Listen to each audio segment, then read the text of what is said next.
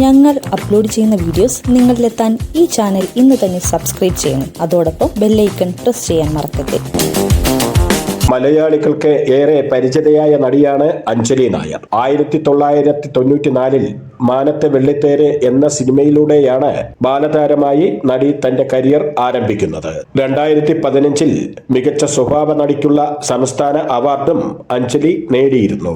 പുലിമുരുകൻ എന്ന സിനിമയിൽ മോഹൻലാലിന്റെ അമ്മയായും ഒപ്പം എന്ന സിനിമയിൽ അദ്ദേഹത്തിന്റെ സഹോദരിയായും അഭിനയിക്കാൻ നടിക്ക് സാധിച്ചിരുന്നു. ആ ചിത്രങ്ങളെക്കുറിച്ച് സംസാരിക്കുകയാണ് അഞ്ജലി നായർ.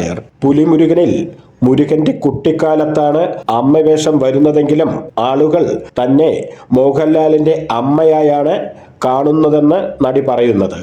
ഒപ്പം സിനിമയിൽ ഒരു സീനിൽ മോഹൻലാലിന്റെ കഥാപാത്രത്തിന് ദക്ഷിണ കൊടുത്ത ശേഷം അനുഗ്രഹം വാങ്ങാതെ തിരിച്ചു പോകുന്ന സീനുണ്ടെന്നും അത് കണ്ട് തന്നോട് 3 മാസത്തോളം മിണ്ടാതിരുന്നവർ വരെ ഉണ്ടെന്നും നടി പറയുന്നു.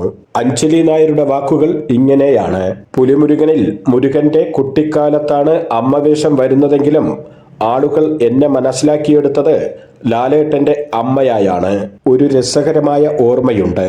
പുലിമുരുകന്റെ 100ാം വിജയദിവസത്തിന് കേക്ക് കട്ട് ചെയ്യുന്നു എന്ന് പറഞ്ഞ് തലശ്ശേരിയിൽ നിന്ന് മോഹൻലാൽ ഫാൻസ് അസോസിയേഷൻ പ്രവർത്തകർ ഒരു ദിവസം എന്നെ വിളിച്ചു.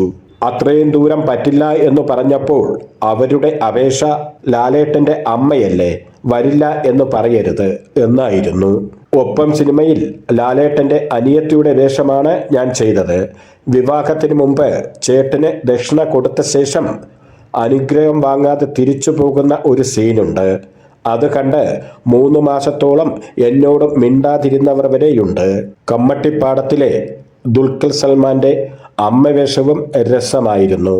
മക്കളായി അഭിനയിക്കുന്ന മുത്തുമണിയും ദുൽഖറും അമ്മയെന്ന് വിളിച്ച് സംസാരിക്കുന്ന സീനുകൾ ഷൂട്ട് ചെയ്യുമ്പോൾ എനിക്ക് 27 വയസ്സേ ഉണ്ടായിരുന്നുള്ളൂ, അഞ്ജലി നായർ പറഞ്ഞു.